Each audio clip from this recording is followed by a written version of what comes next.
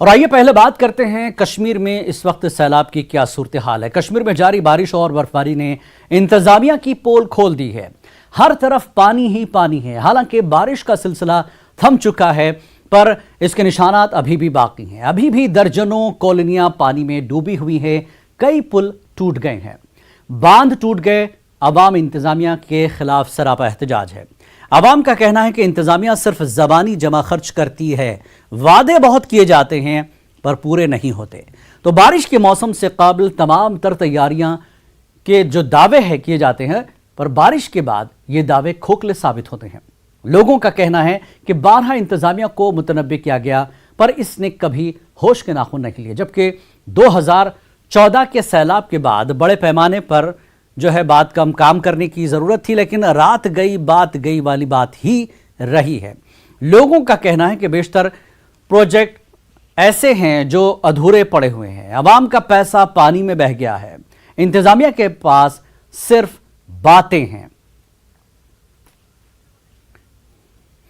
तो आइए इस वक्त क्या सूरत हाल है, सैलाब के बाद की सूरत हाल है क्या है और इंतजामिया क्या कुछ कोशिशें करें। हमारे साथ जहूर रिजवी जुड़ चुके हैं। जहूर से पहले तफसीलात ले लेते हैं। जहूर, आप मुझे सुन पा रहे हैं? जहूर, जैसा कि हमने कल भी लाइव किया था, जम्मू कश्मीर की जिस तरह की सूरत हाल है, काफी तबाही देखने को मिली थी।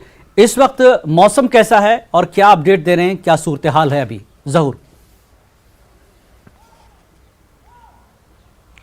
जी जिलानी, मैं आपको बताऊं कि कल जो तबाहकुन दिन हमने देखा, सैलाब से काफ़ी इलाके मुतासिर हो गए और उसके फ़ौरन बाद दोपहर जो है मतला साफ़ हुआ और जो है सूरज बाहर आना शुरू हो गया। और जो ही सूरज की किरणें जो हैं कुरे अर्ज़ पर और स्पेशली जो सैलाब इफ़ेक्टेड एरियाज़ हैं उस पर पड़ने लगी, तो उसके फ़ौरन बाद जो है कुछ राहत की सांस जो है ली यहाँ के लोगों ने। लेकिन जो तबाही मुसलसल पिछले 2-3 दिन से अगर हम नाला बशों की बात करें, जो नाला ने मचाई, तो उसकी वजह से कई इलाके मुतासिर हो गए, कई डाइवर्शन तबाह हो गए। और जिलानी, मैं आपको यहाँ पे ये ज़रूरी कहना चाहूँगा ये बात की जो नाला बशों का पानी है वो यहाँ से डाइवर्ट होके जहलिम में मर्ज हो जाता है। और जो अभी श्रीनगर में पानी आया है वो नाले वशों के जरिए जहलिम से होकर वो श्रीनगर पहुंच गया है। और जो तबाही कॉलोनीज में मची हुई है वो यहाँ से ही जो फ्लैश फ्लड्स हैं। और उसके साथ साथ चूंकि कल कई मार्केट्स भी जो हैं वो ज़ैर आब आ गए थे। अगर हम कैमू इलाके की बात करें या फिर यहाँ पे जो इम्पोर्टेंट डाइवर्शंस हैं, जैसे हम अड़ीजन का जिक्र करेंगे या छमगुंड का जिक्र करेंगे, ये अहम डाइवर्शंस, अहम राब्ता पुल जो हैं वो मुतासिर हो गए, उनके डाइवर्शंस, उनके अप्रोच चले गए। और कुल मिलाकर चूंकि कल बाद दोपहर चूंकि बारिशों का सिलसिला थम गया, हालांकि सुबह सवेरे जो है कुछ बूंदाबांदी हुई, लेकिन ऊपरी इलाकों की अगर हम बात करें तो ऊपरी इलाकों में उतनी बारिश नहीं हुई जितनी एक्सपेक्टेड थी। लेकिन मेट डिपार्टमेंट ने भी कल ये बात कही थी कि आज दिन से जो है मौसम साफ रहेगा और ये कुछ दिनों जो है वो खुशकी रहेगा मौसम, और उसके चलते जो है लोगों ने राहत की सांस ली। लेकिन कुल मिलाकर कल का दिन जो है बहुत लोगों के लिए जो है मुसीबत बनकर आया। जरूर एक चीज जानना चाहेंगे, जिस तरह से आज मौसम साफ है, सब कुछ ठीक हो रहा है, लेकिन सैलाब की तबाही के बाद के जो असरात है वो सड़कों पर, मोहल्लों में, मार्केट में, कल ये भी हमने देखा कि बांध टूट रहे हैं, कई जगहों पर घरों में पानी दाखिल हो गया है। तो आज मौसम के साफ होने के बाद जो है सैलाब की जो तबाही है उसके असरात कैसे दिखाई दे रहे हैं? और ये भी कहा जा रहा है कि अवाम इंतजामिया से जो है नाराज है ये इन हालात को लेकर। जहूर बिल्कुल जिलानी, मैं आपको कहूं कि जो तबाहकुन सैलाब 2014 में आया, जिसके असरात जो हैं अभी भी दिखाई देते हैं और उससे कोई सबक नहीं सीख पाई इंतजामिया। और अगर हम बात करें कई बांधों की, वो टूट गए। और जो एसडीआरएफ टीम्स लगी होती हैं, क्योंकि हर दिन जो है आए दिन जो है इनका मॉक ड्रिल होता है, लेकिन कल ये देखने को मिला कि जो अहम चीज़ें हैं, अगर इरिगेशन फ्लड कंट्रोल डिपार्टमेंट की बात करें या फ्लड कंट्रोल स्पेशली की उनकी बात करें, तो उनके जो जितने भी नाले हैं वो चोक हो गए थे और चूंकि वक्त पे सफाई नहीं होती है, वो चीज़ें उनको रिफ्लेक्ट कर रही थी और उस वजह से कई इलाके जो ज़ेर आब आ गए हैं। अगर हम अपनी ड्रेन्स लेन्स की बात करें, स्पेशली जो ड्रेन्स हैं वो चोक की गई है, वो चीज़ें जो हैं वो इंतज़ामिया को रिफ्लेक्ट करती हैं, उनकी नाक़िस कारकर्दगी को रिफ्लेक्ट करती हैं, म्यूनसिपैलिटीज़ को रिफ्लेक्ट करती हैं। क्योंकि आप अगर एक बड़े नदी नाले को ड्रेन में तब्दील करते हैं और अब उस ड्रेन को भी आप ब्लॉक कर देते हैं तो आप यकीनी तौर पे पानी की कोई निकासी नहीं रहती है, पानी की जो गुजरगाहें हैं उनको आप ब्लॉक कर रहे हैं। तो इस चीज़ को लेकर इंतज़ामिया के खिलाफ एक गम गुस्सा है और जो मुतलका महकमा जात हैं उनका जो काम था यकीनी तौर पे वो अपना काम बखूबी अंजाम नहीं देते हैं। वो तभी सामने आते हैं जब इस तरह की नागानी आफात या आफात समावी जो हैं वो आ जाती हैं। लेकिन कुल मिलाकर लोगों का जो गुस्सा है वो भी जायज़ है, क्योंकि लोगों को बार बार ये यकीन दहानी दी जाती है कि उन्हें महफूज रखा जाएगा सैलाब से। जो है अगर सैलाबी सूरत हाल पैदा हो गई तो उन्हें यकीनी तौर पर उनको महफूज मकामात की तरफ मुंतकिल किया जाएगा।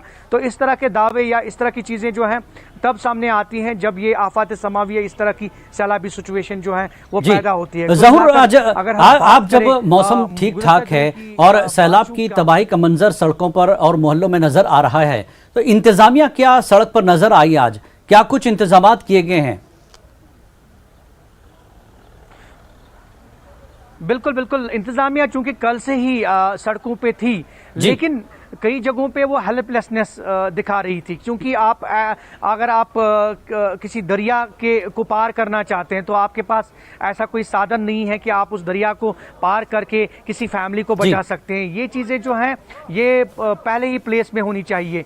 लेकिन चूंकि कल इंतज़ामिया की कई टीमें कई जगहों पे गई और उसके बाद जो सैलाब ने अपने असरात जो हैं छोड़े, उसकी वजह से जो है इंतज़ामिया कहीं ना कहीं वो बेबस नज़र आती थी। लेकिन आज चूंकि कंटिन्यूसली इंतज़ामिया भी सामने आई, कल भी इंतज़ामिया सामने आई, लेकिन यकीनी तौर पे जो एक प्रिपरेशन सैलाब या फिर आफात समावी या फिर डिजास्टर की अगर हवाले से बात करें तो उनमें पहले ही ये चीज़ें जो है होनी चाहिए थी, ये पहले ही तैयारियां होनी चाहिए थी। अक्सर सिर्फ बातें होती रहती हैं, जबकि मौसम विभाग या महकमा मौसमियात इस चीज को लेकर अलर्ट कर देता है। ज़हूर, आप हमारे साथ बने रहें, हम आपको फिर दोबारा जोड़ेंगे। मैं इस बीच एक चीज और बताना चाहूंगा, बारिश का जो सिलसिला है वो थम चुका है, इस पर इसके जो असरात है अभी भी दिखाई दे रहे हैं।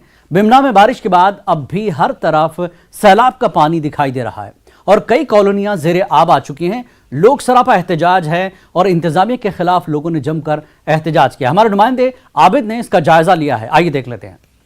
बिमना में हम इस वक्त मौजूद हैं और मेरे पीछे आप देख सकते हैं ये तस्वीरें हैं इस कॉलोनी की। ये जो पूरी कॉलोनी है पानी में आ चुकी है और लोग सरापा एहतजाज है, इंतजामिया के खिलाफ ये लोग नारेबाजी कर रहे हैं। इनका कहना था कि वो लगातार इंतजामिया के पास गए थे, इंतजामिया को इंतबा दी थी कि इनके जो शिकायत है इन्हें यहाँ पे लाया गया है और कभी भी इनके लिए खतरा पैदा हो सकता है।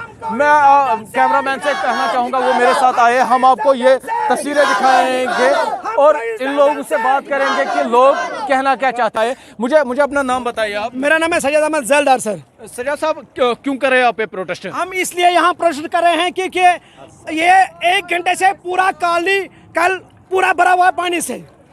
हमने आज तक हर किसी साहब को बोला, वी साहब को बोला, हमने डिवीजन कमिश्नर साहब को बोला, लावड़ा यहाँ पे हमारे सामने है उनको बोला, आज तक हमारी बात किसी ने नहीं सुनी।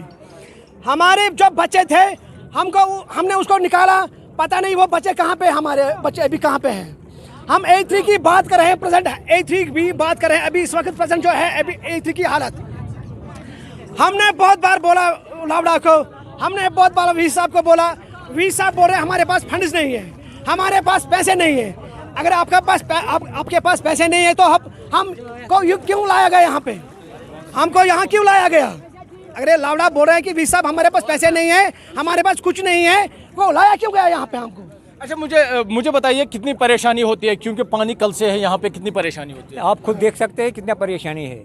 बच्चे नहीं कहाँ पे, बच्चे नहीं पता कहाँ पे है, जिनको पानी आ गया उन्हीं को पता है परेशानी।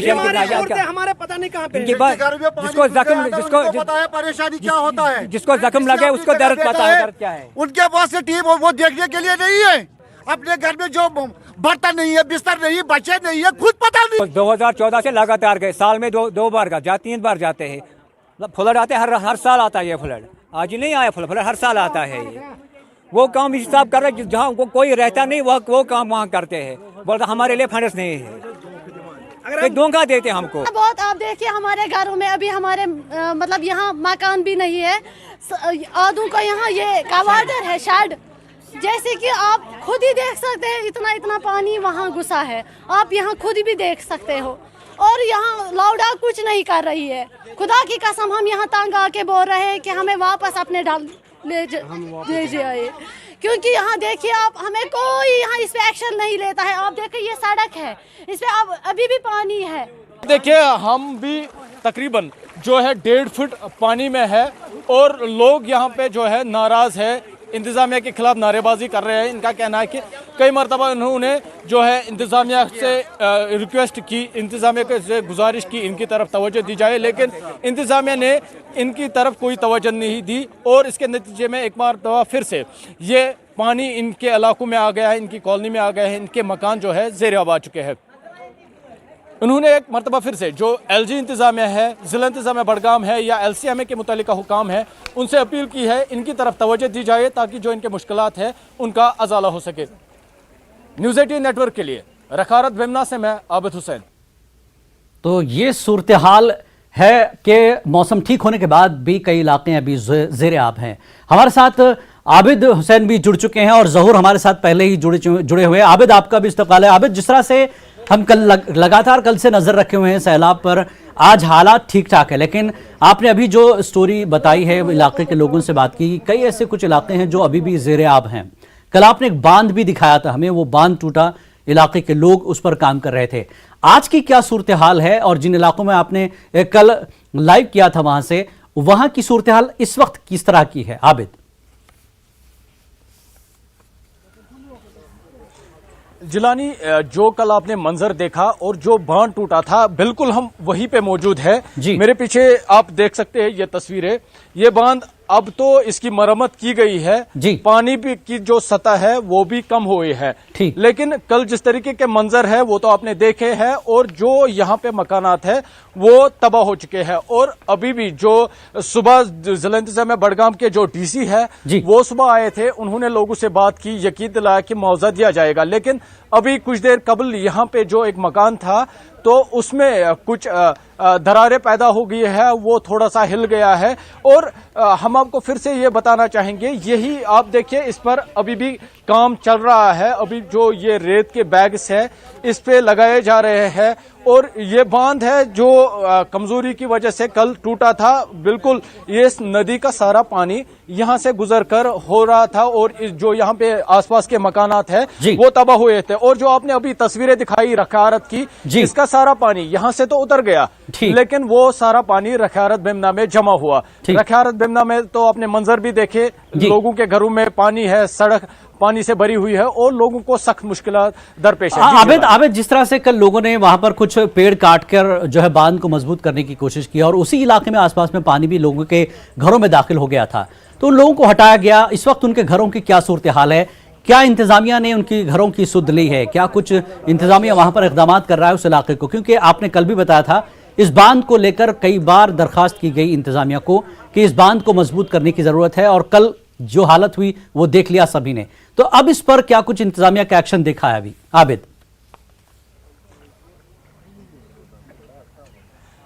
इंतजामिया का यही एक्शन है, लोगों को यकीन दिलाया गया है कि मुआवजा दिया जाएगा, लेकिन जिस तरीके से सुबह एक कंडीशन थी, क्योंकि जिस घर में पानी जाता है उस घर की हालत फिर वही घर वाले ही जानते हैं। और अभी हमने भी कुछ मकान देखे हैं, हम वहां अभी पहुंच नहीं पाएंगे इन लाइव तस्वीरों में, लेकिन हमने जो हालत देखी है मकान अंदर से तबाह हो चुके हैं। लोगों को सख्त जरूरत है, इंतजामिया मुआवजा देगी, लेकिन जिस तरीके का मुआवजा इन्हें जरूरत है, इंतजामिया को चाहिए कि संजीदगी से इन मकानों का जायजा लिया जाए ताकि जो लोग नहीं। आबिद, मुआवजे की बात तो तबाही के बाद है, लेकिन इलाके के लोगों का जो लगातार मुतालबा था कि इस बांध को मजबूत किया जाए, इस बांध को सही किया जाए ताकि ये पानी उनके घरों में ना आए, तो ये काम कब होगा इंतजामिया की तरफ से? ये जो मुतालबा तो पुराना है उनका। बिल्कुल जिलानी, काफी पुराना मुतालबा है। लोगों ने कल भी नाराजगी का इजहार किया, आज भी नाराजगी का इजहार किया। हालांकि डीसी साहब के सामने ही उन लोगों ने नाराजगी का इजहार किया। उनका कहना था कि लगातार वो इंतजामिया को इंतबा दे रहे थे, मुतल्लिका हुकाम को इंतबा दे रहे थे, ये बांध कमजोर है। हालांकि 2014 के बाद जब तबाहकुन सैलाब आया था, उसके बाद इंतजामिया ने यकीन दिलाया था इन बांधों की अच्छी तरीके से मरम्मत की जाएगी। लेकिन अगर आप देख सकते हैं तस्वीरों में, ये खाली मिट्टी के बने हुए हैं। इन पर जिस तरीके का काम होना चाहिए था, हालांकि जो इंतजामिया लगातार कह रही है कि 2014 की सूरत हाल हम दोबारा दोहराना नहीं चाहते हैं। बिल्कुल उसके बाद जिस तरीके का काम होना चाहिए था वो नहीं हुआ। बिल्कुल अभी ये देखिए, ये नदी है जी, इसमें ड्रेजिंग होनी थी, वो हुई भी या नहीं भी हुई, मतलब वो तो हालत पे डिपेंड थे। लेकिन जिस तरीके के बांध है, आप देखिए मिट्टी के बने हैं, अगर इन बांधों की अच्छी तरीके की मरम्मत की जाती तो कल ये तस्वीर आपके सामने नहीं होती। बिल्कुल नहीं होती, क्योंकि अगर ये वक्त रहते काम कर लिया जाता तो सब कुछ ठीक होता। और अब कम से कम इंतजामिया को इसकी सुध लेनी चाहिए, इसकी जो है जायजा लेना चाहिए कि लोगों के क्या मसाइल है, कि बांध टूट रहे हैं, बांध कमजोर हो रहे हैं, सड़कें ज़ेर आब आ रही हैं, घरों में पानी दाखिल हो रहा है। ये न्यूज़ 18 के जरिए ये तस्वीर इंतजामिया तक पहुंची, कल भी पहुंची, आज भी पहुंची। ज़हूर और आबिद, आप दोनों का बेहद शुक्रिया, तफसीलात आपने दी कि किस तरह के मौसम ठीक है, लेकिन अब इंतजामिया का एक्शन का वक्त है कि लोगों को इस तरह के मसाइल से बचा जाए। बहुत बहुत शुक्रिया आबिद और ज़हूर हमसे बातचीत करने के लिए। नाज़रीन, इस वक्त एक अहम और बड़ी खबर आ रही है। आपको बता दूं, मुंबई में सियासी उथल पुथल है और शिवसेना लीडर संजय राउत का बयान आया है कि मैं एकनाथ शिंदे और उनके एमएलए को 24 घंटे का वक्त देता हूं। रावत ने कहा कि मैं मुंबई आकर सीएम से बात करें बागी, और एमएलए बागी जो हैं वो पहले मुंबई आकर बात करें। बागी एमएलए चाहे तो हम महाविकास अघाड़ी को छोड़ने तैयार हैं। बड़ा बयान है ये। महाविकास अघाड़ी को छोड़ने के लिए भी शिवसेना तैयार है, लेकिन बागी अरकान असेंबली सीएम उद्धव ठाकरे से आकर बात करें, मुंबई आएं और बात करें। बड़ा बयान है संजय राउत का। और आइए आपको बताते हैं कि संजय राउत ने और कुछ क्या कहा। सामने देखो,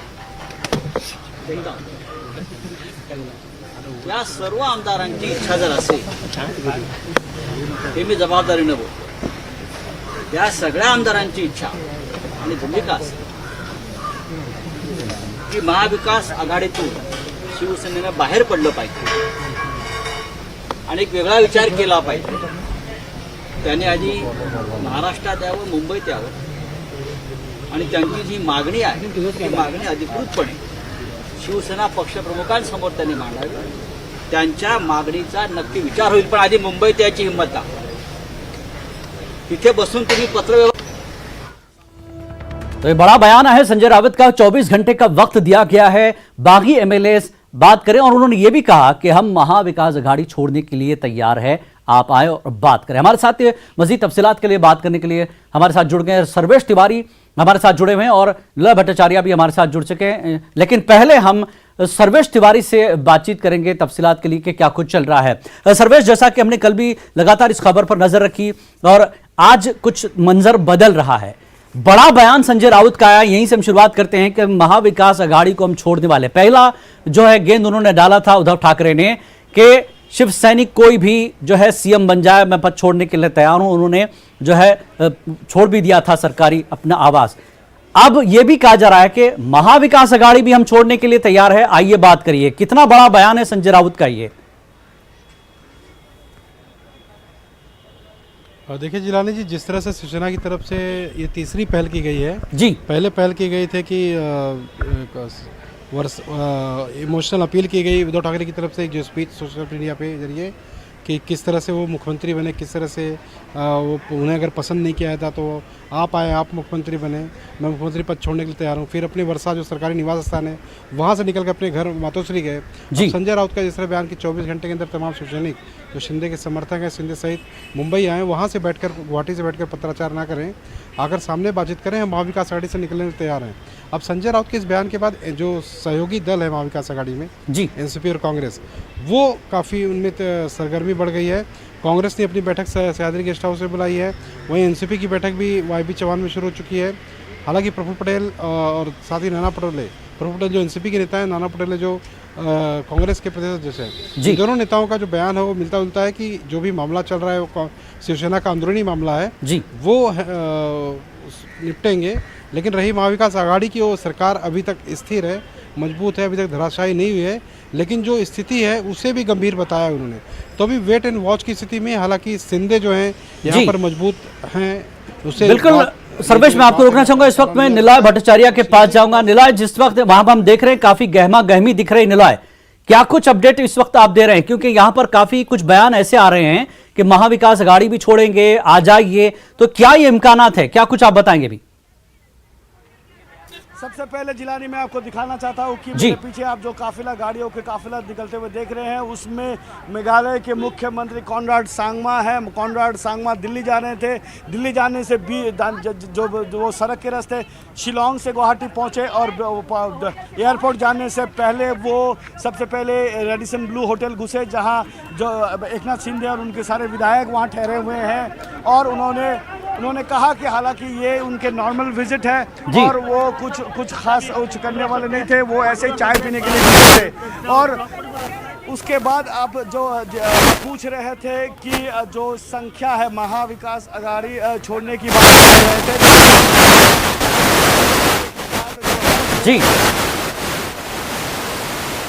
आगे निकल चुकी है। अभी पीछे मुड़ के देखने का वक्त नहीं है। अब संजय रावत के बातों का कोई मोल नहीं है। और उन्होंने कहा कि महाविकास आघाड़ी एकनाथ शिंदे और जो जितने भी विधायक है कभी उन्होंने ये छोड़ा ही नहीं था, तो छोड़ने की बात ही नहीं आता है। तो दूसरी ओर अगर संख्याओं की बात करें तो जो 46 विधायकों का लिस्ट यहाँ से होटल रेडिसन ब्लू से एकनाथ शिंदे ने जारी किया था, उसमें से 42 विधायक अंदर है, जिसमें से 35 शिवसैनिक है और 7 इंडिपेंडेंट है, 7 निर्दलीय है जी।